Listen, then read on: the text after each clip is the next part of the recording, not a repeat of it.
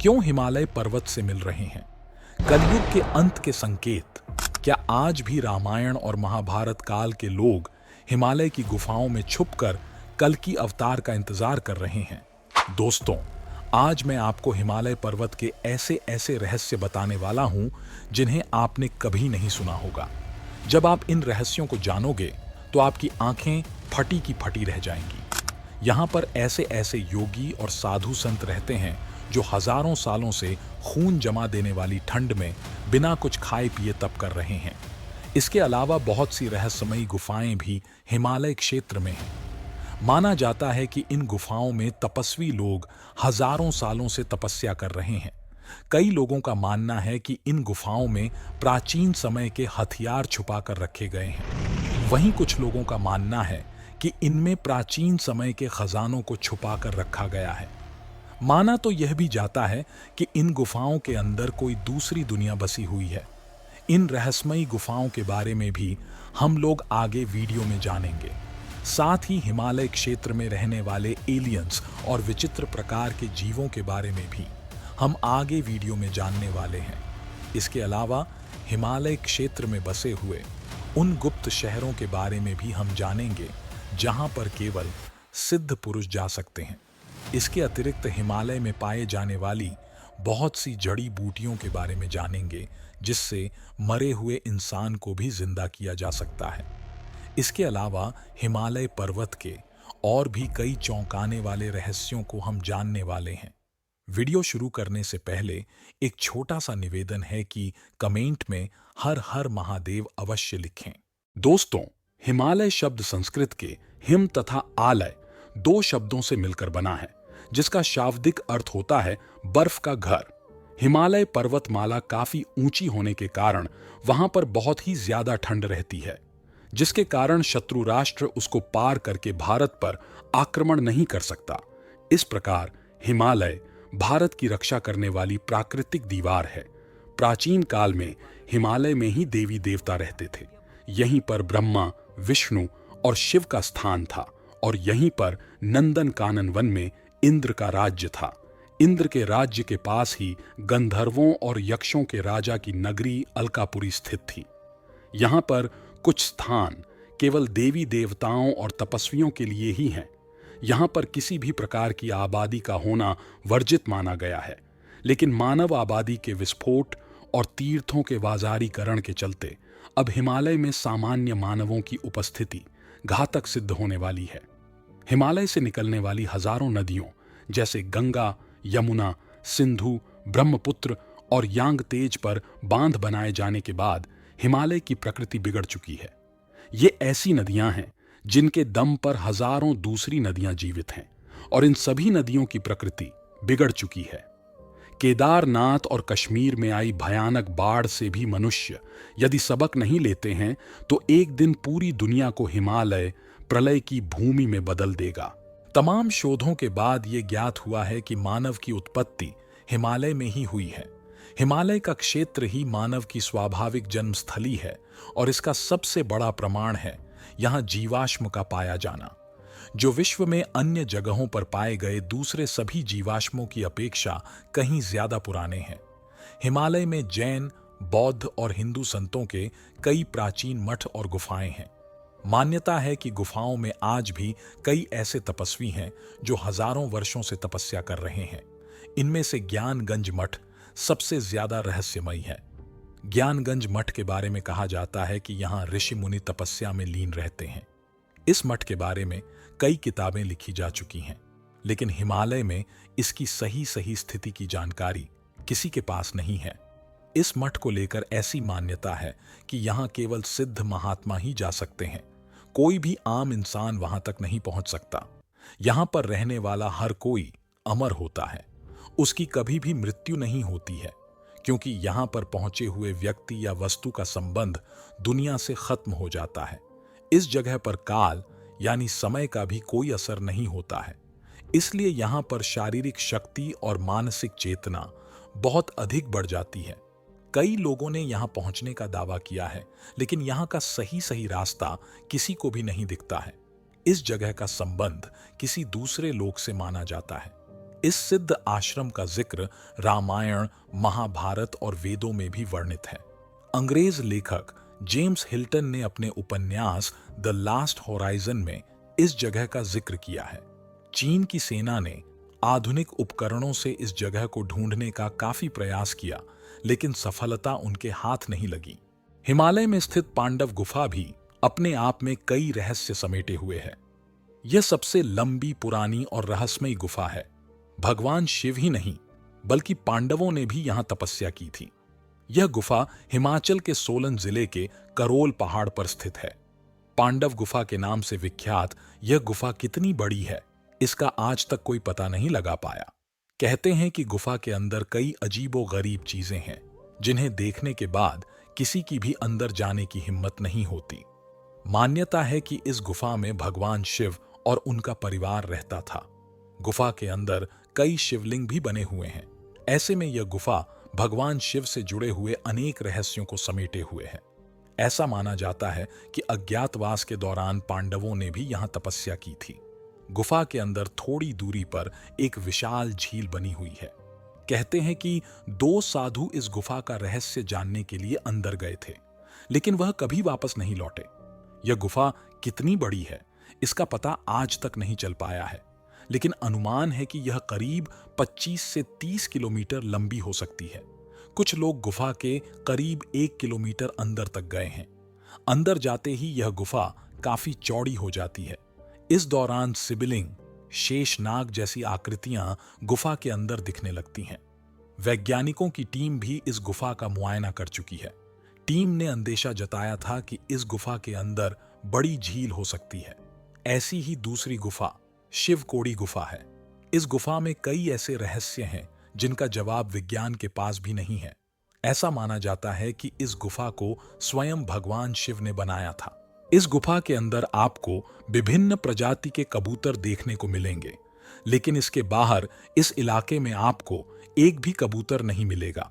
यहाँ के स्थानीय निवासी कहते हैं कि इतनी ऊंचाई पर कबूतरों का पाया जाना वास्तव में हैरानी वाली बात है। ये कबूतर कहाँ से आते हैं और कैसे इसके अंदर रहते हैं, इसका जवाब किसी के पास नहीं है। एक कथा अनुसार भस्मासुर ने भगवान शिव से वरदान लिया था कि वह जिस पर भी हाथ रखेगा वह चीज जलकर भस्म हो जाएगी। तब भस्मासुर ने शिव को ही भस्म करने की कोशिश की थी। दोनों में भयंकर युद्ध हुआ। तब शिव इस गुफा में आ गए। भगवान विष्णु ने मोहिनी रूप धारण कर भस्मासुर को मोहित करके उसके ही सर पर हाथ रखवा दिया और वह स्वयं ही भस्म हो गया। यह गुफा अद्भुत रहस्यों से भरी पड़ी है। यहां पर बिना किसी बारिश और अन्य किसी स्रोत के भी छत से पानी टपकता रहता है। भले ही बाहर कितना भी सूखा हो, इसके अंदर पानी टपकता ही रहता है। आइए अब जानते हैं कि महाभारत काल और रामायण काल के कौन कौन से लोग हिमालय की गुफाओं में छुपकर हजारों सालों से आज भी तप कर रहे हैं और कल्कि अवतार का इंतजार कर रहे हैं। नंबर 1 पर हैं अत्रि। अत्रि नाम के कई ऋषि हुए हैं। एक हैं ब्रह्मा के पुत्र अत्रि।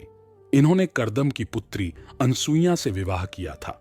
इनके ही पुत्र दत्तात्रेय, चंद्रमा और दुर्वासा थे। इनका आखिरी अस्तित्व चित्रकूट में सीता अनसुईया संवाद के समय तक प्रकट हुआ था। कहते हैं कि वे भी हिमालय के किसी क्षेत्र में रहते हैं। नंबर 2 पर हैं दुर्वासा ऋषि। दुर्वासा ऋषि का नाम आप सभी ने सुना होगा। उन्होंने सतयुग में इंद्र को श्राप दिया था। उन्हें राम के युग में भी देखा गया था और वे द्वापर युग में भी श्री कृष्ण के पुत्र सांब को भी साथ देते हुए नजर आते हैं। कहते हैं कि वे सशरीर आज भी जिंदा हैं और हिमालय के ही किसी क्षेत्र में रहते हैं। नंबर 3 पर हैं ऋषि वशिष्ठ। ऋषि वशिष्ठ नाम से कालांतर में कई ऋषि हुए। एक वशिष्ठ ब्रह्मा के पुत्र हैं, दूसरे इक्ष्वाकु के काल में हुए, तीसरे राजा हरिश्चंद्र के काल में हुए और चौथे राजा दिलीप के काल में, 5वें राजा दशरथ के काल में हुए और 6वें महाभारत काल में हुए। पुराणों में कुल 12 वशिष्ठों का जिक्र है, लेकिन कहा जाता है कि जो ब्रह्मा के पुत्र थे वे आज भी जीवित हैं और वे ही हर काल में प्रकट होते हैं। उनका स्थान हिमालय के किसी क्षेत्र में बताया जाता है। ये कलयुग में जब कल की अवतार होगा तब प्रकट होंगे और कलयुग के अंत में महत्वपूर्ण भूमिका निभाएंगे। नंबर 4 पर है राजा बलि। असुरों के राजा बलि या बाली की चर्चा पुराणों में बहुत ज्यादा होती है। वो अपार शक्तियों का स्वामी लेकिन धर्मात्मा था। दान पुण्य करने में वह कभी पीछे नहीं हटता था। उसकी सबसे बड़ी खामी यह थी कि उसे अपनी शक्तियों पर बहुत ज्यादा घमंड था और वह खुद को ईश्वर के समकक्ष मानता था और देवताओं का घोर विरोधी था। विष्णु जी ने कश्यप ऋषि के यहाँ बामन रूप में जन्म लेकर राजा बलि से दान में 3 पग धरती मांग ली थी। शुक्राचार्य ने राजा बलि को इसके लिए सतर्क किया था, लेकिन राजा बलि ने उसे सीधा साधा ब्राह्मण समझकर 3 पग धरती दान में देने का संकल्प व्यक्त कर दिया। तब वामन रूपी भगवान विष्णु ने विराट रूप धरकर 2 पग में तीनों लोक नाप लिए, जिसके बाद तीसरा पग राजा बलि ने अपने सिर पर रखने को कहा, जिसके बाद वो पाताल लोक चले गए। राजा बलि से श्रीहरि अति प्रसन्न हुए और उन्होंने उसे न केवल चिरंजीवी होने का वरदान दिया, बल्कि वे खुद राजा बलि के द्वारपाल भी बन गए। कहते हैं कि राजा बलि आज भी जिंदा हैं और वह हिमालय की किसी गुफा या जंगल में रहते हैं और कलयुग के अंतिम समय में एक बार फिर से वे दुनिया के सामने आने वाले हैं। नंबर 5 पर हैं जामवंत। जामवंत जी को ऋक्षुपति कहा जाता है। जामवंत जी की आयु परशुराम जी और हनुमान जी से भी लंबी है, क्योंकि उनका जन्म सतयुग में राजा बलि के काल में हुआ था। परशुराम से बड़े हैं जामवंत और जामवंत से बड़े हैं राजा बलि। जामवंत सतयुग और त्रेता युग में भी थे और द्वापर में भी उनके होने का वर्णन मिलता है। जामवंत जी ने ही हनुमान जी को उनकी शक्तियों को याद दिलाया था। श्री कृष्ण जी की एक पत्नी जामवंत की ही पुत्री थी। जामवंत जी को चिरंजीवियों में शामिल किया गया है जो कलयुग के अंत तक रहेंगे। कहते हैं कि हिमालय की किसी गुफा में आज भी रहते हैं जामवंत जी। संभवतः वह जगह किम पुरुष नामक स्थान है। नंबर 6 पर हैं परशुराम। भगवान विष्णु के छठे अवतार परशुराम कली काल के अंत तक साशरीर रहेंगे। परशुराम सतयुग में थे जब उन्होंने अपने फरसे से श्री गणेश जी का एक दांत तोड़ दिया था। त्रेता युग में भगवान राम द्वारा शिव जी का धनुष तोड़े जाने के समय वे आए थे और उन्होंने राम को आशीर्वाद दिया था। इसके बाद द्वापर युग में उन्होंने श्री कृष्ण को चक्र प्रदान किया था। कुछ लोग कहते हैं कि भगवान श्री हरि विष्णु जी के कलयुग में होने वाले कल की अवतार को भगवान परशुराम जी द्वारा ही वेद वेदांग की शिक्षा प्रदान की जाएगी। वे कल्कि को भगवान शिव की तपस्या करके उन्हें दिव्यास्त्र प्राप्त करने के लिए कहेंगे। भगवान परशुराम जी, हनुमान जी और विभीषण जी की भांति चिरंजीवी हैं तथा महेंद्र पर्वत पर निवास करते हैं। नंबर 7 पर हैं मार्कंडेय ऋषि। भगवान शिव के परम भक्त ऋषि मार्कंडेय ने कठोर तपस्या से भगवान शिव को प्रसन्न कर लिया था। कहा जाता है कि इन्होंने महामृत्युंजय जाप को सिद्ध करके मृत्यु पर विजय प्राप्त कर ली थी और वो हमेशा के लिए अजर अमर हो गए। ऐसा कहा जाता है कि वे भी हिमालय की किसी गुफा में रहते हैं और इस गुफा के अंदर और कोई नहीं जा सकता। नंबर 8 पर हैं हनुमान जी।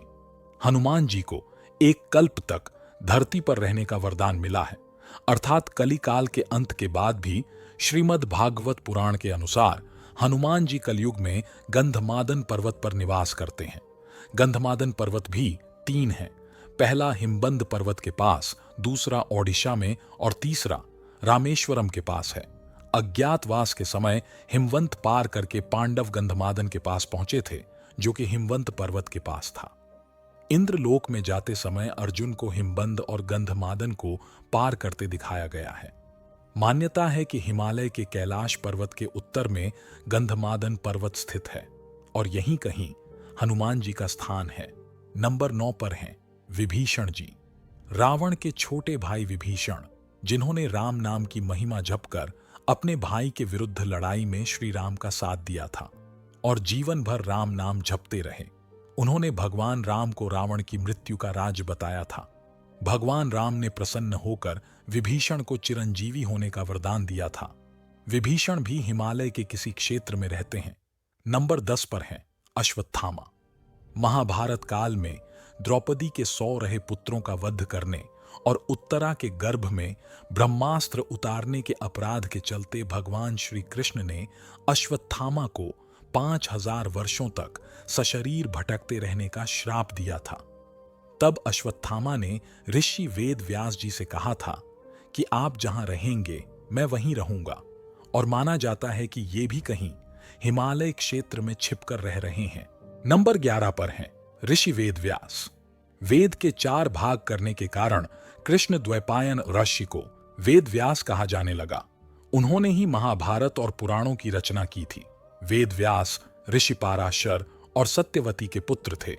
मान्यताओं के अनुसार यह भी कई युगों से जीवित हैं और कली काल में भगवान के अवतार के समय प्रकट होंगे।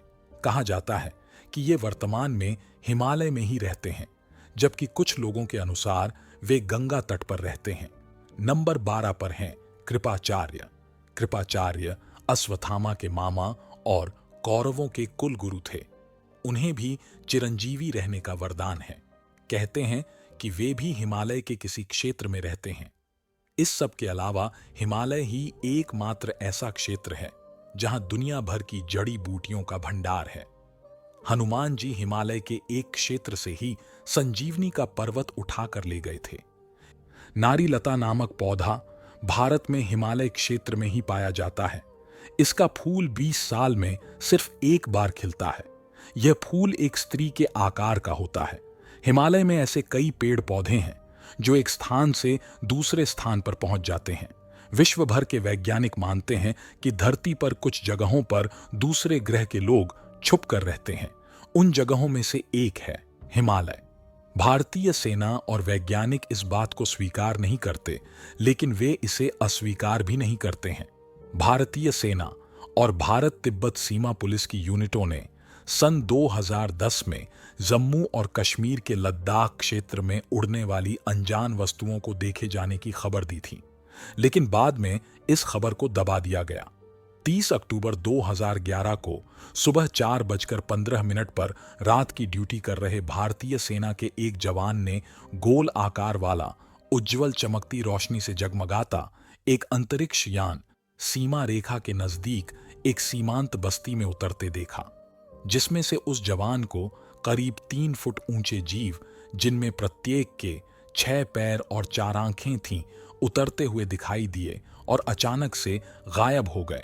आश्चर्य की बात तो ये थी, जो प्रकाश पुंज आंखों से देखे जा सकते हैं, वे रेडार की जद में नहीं आ सके। इससे यह साबित होता है कि इन पुंजों में धातु नहीं है। स्पेक्ट्रम एनालाइजर भी इससे निकलने वाली किसी भी तरंग को नहीं पकड़ सका। भारतीय सेना के पूर्व प्रमुख air chief marshal PV Naik कहते हैं कि हम इस घटना को नजरअंदाज नहीं कर सकते। हमें पता लगाना होगा कि उन्होंने कौन सी नई तकनीक अपनाई है। तो दोस्तों, आज के वीडियो में बस इतना ही। आपको ये वीडियो कैसी लगी? कमेंट करके जरूर बताएं। जानकारी अच्छी लगी हो तो वीडियो को लाइक करें और कमेंट में हर हर महादेव जरूर लिखें। और इसी प्रकार की ज्ञानवर्धक वीडियो देखने के लिए हमारे चैनल रोज का ज्ञान को सब्सक्राइब अवश्य करें। अभी के लिए सभी को हर हर महादेव।